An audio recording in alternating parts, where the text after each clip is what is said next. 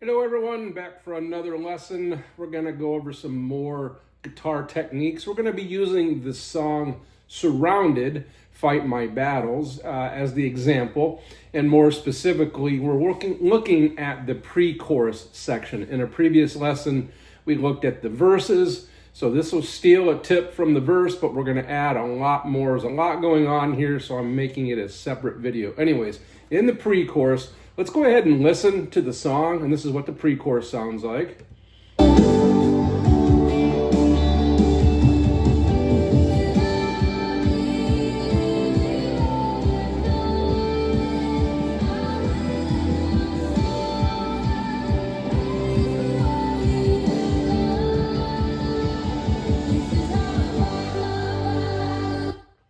Okay, so we're going to tear that apart in a lot of different ways.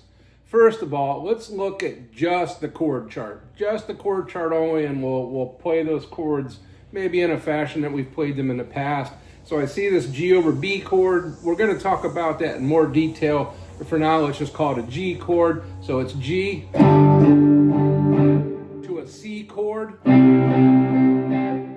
to a D chord, to an E minor. So in the previous lesson, we talked about the difference between an E major and an E minor. It's just one note different. We're going from here to here. Put all that together, we end up with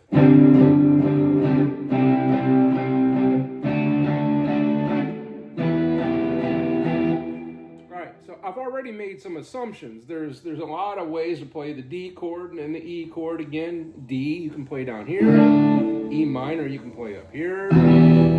So, but what I hear when I listen to the song, I hear again this ascending pattern. So we want to kind of walk up. And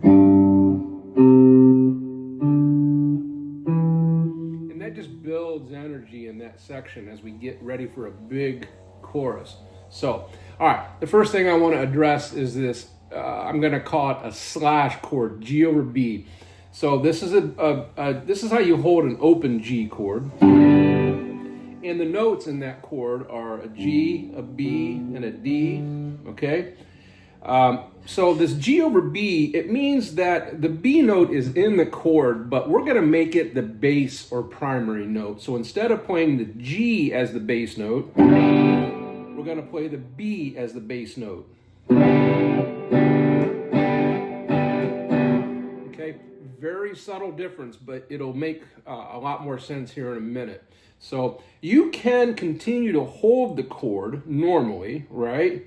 And just make sure that you do not pick the G note, and instead pick it here. What I like to do, so that I'm sure I hit that B note good and square, I will actually lift that finger off of the G note. And my chord ends up looking like this. I'm going to share something with you. Over the years, I've preferred to play a G chord with like this. Anyways, just a little nuance. But anyways, what I'm ending up with is this. Also, in the previous lesson, we talked a little bit about palm muting. That's some of that going on here. Let me demonstrate. So, this is what we end up with.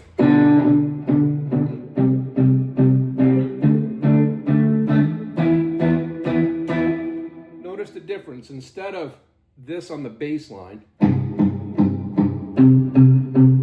we end up with this. Okay, it's a subtle difference, but it adds some nice tension, some nice feel to the song. Think of these things as spices. You can add a little spice here and a little spice there. I like spices. You can do too much, you can do too little. You got to find out what fits. And it's going to be on a per song basis. What fits is going to depend on the song. Sometimes songs need a lot of spice. Like chicken, you like a lot of things on chicken because everything tastes like chicken, right? But if it's a really nice steak, you don't want to overspice it. You want to taste the steak, right? So, but I think this adds a really nice feel and tension to the song. Again, this note fits. It's part of the G chord. We're just making it the emphasis when we're playing this pattern.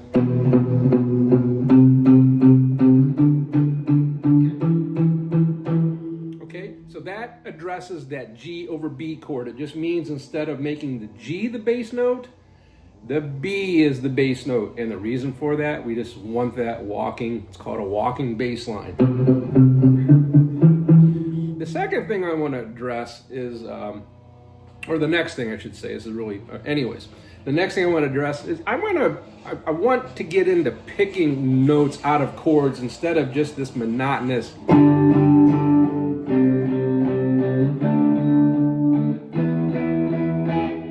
That might fit, but it gets boring after a while, and you want to spice things up, right? So what I'm going to do, I'm going to take an approach here where I'm going to kind of pick the chords.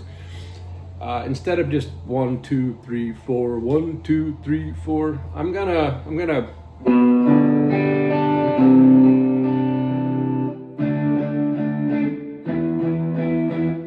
notice how it just adds kind of a nice, just something interesting going on there. Right? There's your B, G/B to a C. That's pretty cool.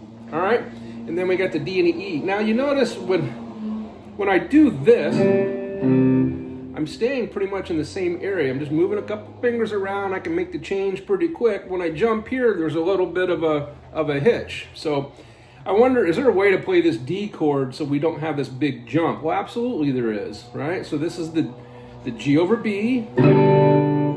This is the C. A D chord is right here. That's the full D chord. I'm just going to cheat and leave that finger off. But anyways, I'm just worried about this note here. So we're staying in the vein, the flavor of a walking bass line. So the bass line now looks like this. B, C, D, right?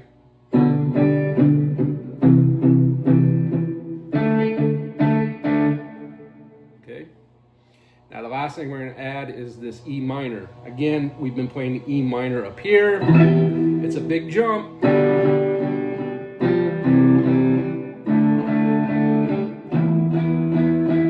If you're good, you can make it, but it just sounds different. It just doesn't fit, right? So the question is, can we play an E minor down here? The answer is yes, we can. We can stay in this area of the neck and play an E minor. This is a traditional E minor. I don't like that. I like it a lot of times. I just don't like it here, all right? So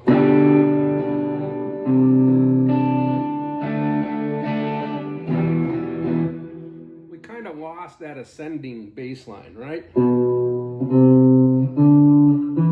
We went, yeah, let's throw that out. There's another E note right here. Let's make that the bass note of our E minor chord. So the question is, okay, I got that string figured out. What do I do? I got 3 strings left. What do I do with those? Well, I can leave them open. That'll work.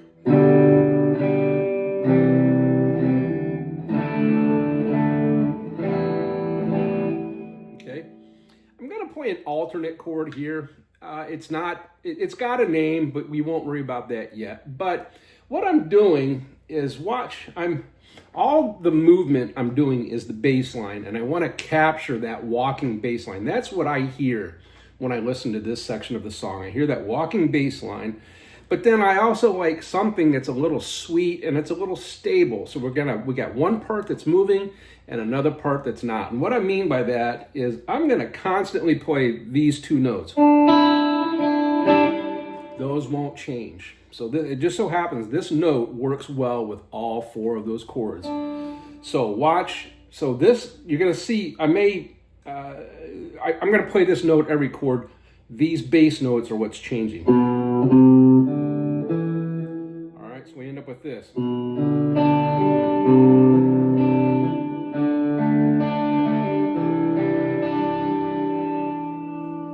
Let me tilt the guitar guitar so you can see what's going on here. B, C, D, E. I'm holding this E note, E note, E note. And this note here,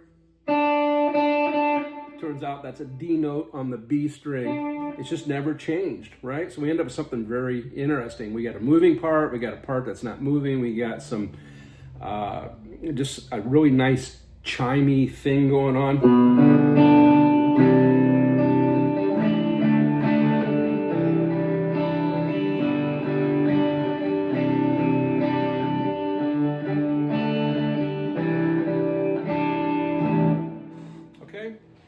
So as I'm looking at the pre-chorus, I think that's what I wanted to cover. So in review, we we went back a little review, E major versus E minor. We looked at 2 ways to play the E minor. There are 4 different ways to play the E minor. We talked about capturing that walking bass line, but in a way that we don't have to move our hand. We've talked about while the bass line's moving, the high end, the light strings, the high end stays kind of stable with this nice little, right?